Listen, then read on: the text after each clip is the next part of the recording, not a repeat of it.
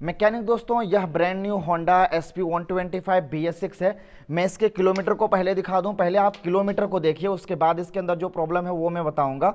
यहाँ पे देखिए हमारी गाड़ी 3060 किलोमीटर मात्र चली हुई है, सिर्फ 3060 किलोमीटर। और मीटर में अगर देखें तो कोई भी चेकलाइट नहीं है। चाबी स्विच ऑन करता हूँ, चेकलाइट चला जाता है।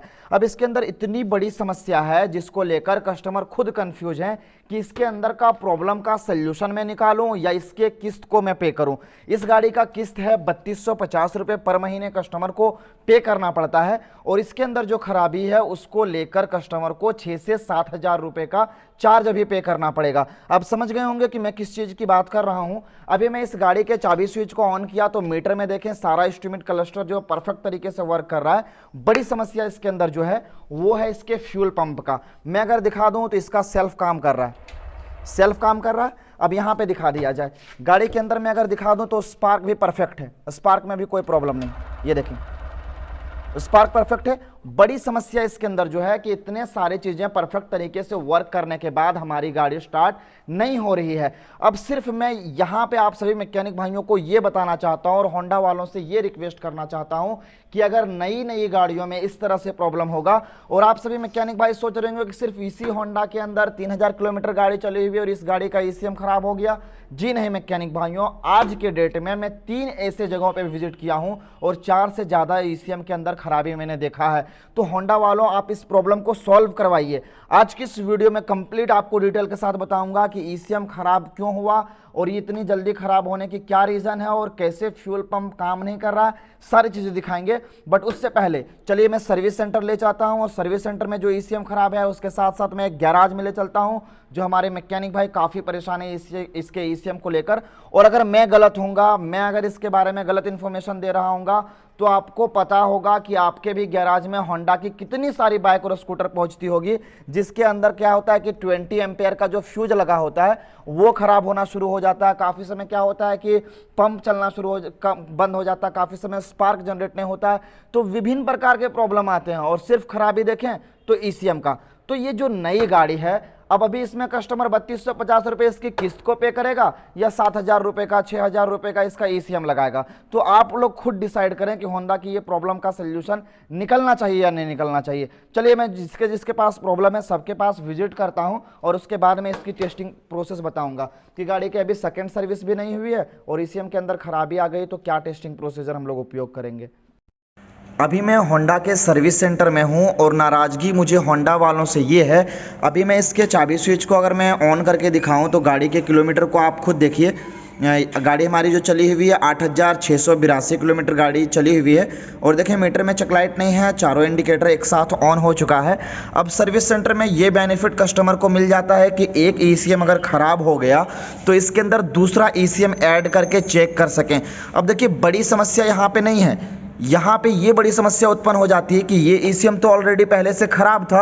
अब इसके अंदर यह एक गाड़ी से ओपन करके ECM जब लगाया गया तो गाड़ी सिर्फ 2 किलोमीटर तक चली और 2 किलोमीटर चलने के बाद ही यह ECM ख़राब हो चुका। अभी मैं इसके बार बार चाबी स्विच को ऑन ऑफ करता हूँ और आप इसके पंप का साउंड सुनिए। पंप चल ही नहीं रहा, बाकी सारी चीज़ें वर्किंग में है। सेल्फ काम कर रहा गाड़ी के अंदर, हॉर्न काम कर रहा है, इंडिकेटर काम कर रहा, सारी चीज़ें काम कर रहा है, सिर्फ पंप ऑन नहीं हो रहा है। तो यही चीज़ें मैं बताने की कोशिश कर रहा हूँ कि सर्विस सेंटर में ये पॉसिबल हो जाता है कि दूसरी गाड़ियों से लगा के चेक कर लें। बट हमारे आफ्टर मार्केट मैकेनिक भाई अगर दूसरा ECM ऐड करेंगे और कुछ ही देर गाड़ी चलेगी और ऑटोमेटिकली ये भी ECM ख़राब हो जाएगा तो फिर काफ़ी बड़ा प्रॉब्लम उत्पन्न होता है। मैं अभी इस ECM को हटा के इसे लगा के दिखाता हूँ, दोनों ECM ख़राब हो चुका है सिर्फ 2 किलोमीटर के अंदर। अभी मैं टेस्टिंग को लेकर इस ECM को ओपन करने वाला हूं। तो चलिए इसके ECM के ये कपलर को हम यहां से निकाल लेते हैं, दोनों कपलर को, और ECM को बाहर निकालते हैं और ECM को ऐड करेंगे।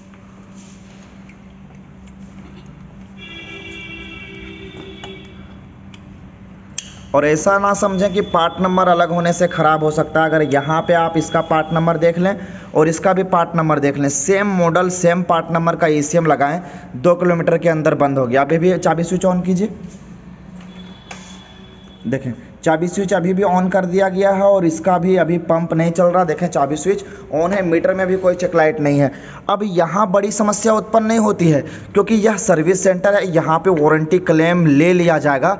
चलिए मैं एक छोटे से गैराज में आपको ले चलता हूँ और वहाँ पे दिखाते हैं कि हमारे मैकेनिक भाई कितना परेशान है, यह ECM ख़राब हो गया।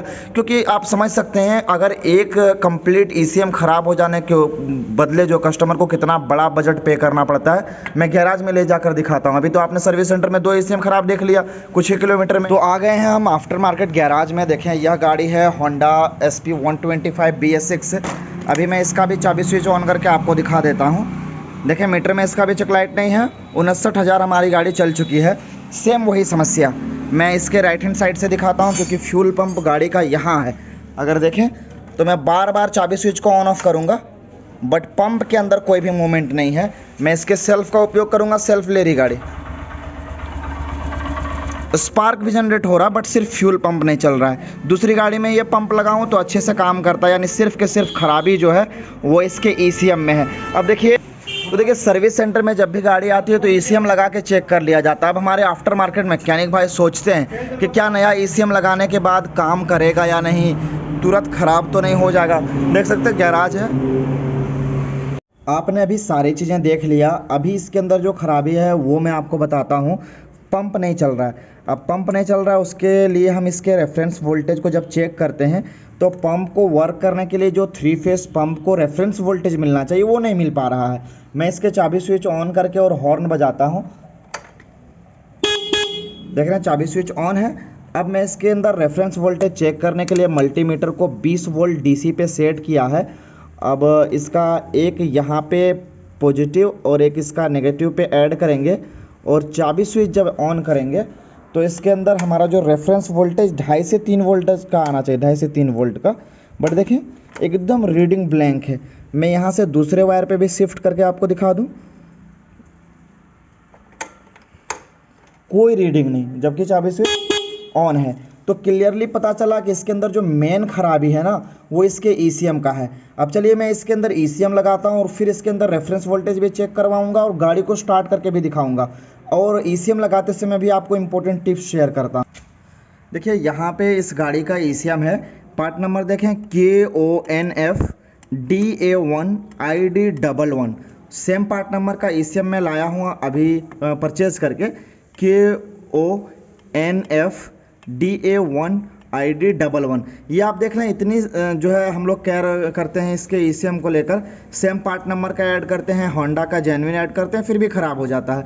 अब इसमें क्या कर सकते हैं एक मैकेनिक, अब इसको हम ओपन करते हैं और इसके ECM को लगाते हैं। उससे पहले आपको बताते चलें कि देखिए ECM बार बार ख़राब क्यों हो रहा है। मेरी बात अगर समझें या फिर आप खुद अगर दिमाग लगाएं तो आप समझ सकते हैं। या इस गाड़ी का ECM है, इंजन कंट्रोल यूनिट या इंजन कंट्रोल मॉनिटर सिस्टम भी आप कह सकते हैं इसको। तो इसके अंदर आपने देखा रहेगा कि ACG कौन काम करवाता है, यह ACG कंट्रोलर काम करवाता है। सारे सेंसर्स और एक्चुएटर्स को कौन सा वर्क करवाता है, यही करवाता है। इसके फ्यूल पंप को कौन वर्क करवाता है, यही करवाता है। इसके मीटर में सारे इंस्ट्रूमेंट क्लस्टर को सिग्नल कौन भेजता है, यही करता है। यहाँ तक के इसके बैटरी चार्जिंग, इसका सेल्फ स्टार्टिंग, इसका फ्यूल पंप, इसका स्पार्क जनरेटिंग, सारा चीज़ इसी के ऊपर डिपेंड है।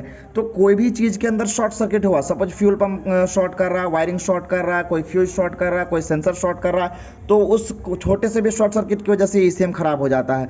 अब और गाड़ियों का क्यों खराब नहीं होता, जैसे होंडा का हो गया, ये हीरो का हो गया, TVS का हो गया, बजाज का हो गया, तो उसमें क्या है ECM अलग है, RR यूनिट अलग है, सेल्फ स्टार्टिंग सिस्टम के लिए सेल्फ रिले अलग है, सारा चीज़ अलग अलग कर दिया गया है। तो कोई भी चीज़ अगर ख़राब होगा तो एक ही चीज़ ख़राब होगा। जैसे चार्जिंग नहीं दे रही तो RR यूनिट चेंज करेंगे, सेल्फ काम नहीं कर रहा सेल्फ रिले चेंज करेंगे, अगर सेंसर एक्चुएटर काम नहीं कर रहा तो ECM चेंज करेंगे। बट होंडा वालों की एक लापरवाही ये देखें कि सारा चीज़ एक ही जगह पे इनबिल्ड कर दिया गया है। अब देखें इसके अंदर भी आप खुद समझ सकते हैं कि गाड़ी के अंदर स्पार्क जनरेट हो रहा है, गाड़ी के अंदर सेल्फ काम कर रहा, सिर्फ पंप काम नहीं कर रहा, और एक छोटी सी खराबी के लिए हमको पूरा ECM चेंज करना पड़ रहा है। तो अगर इस प्रॉब्लम का सल्यूशन निकाला जाएगा तो एक ही जगह से कि अलग अलग जगहों पे अलग अलग चीज़ें दिया जाए सारी चीज़ों के लिए।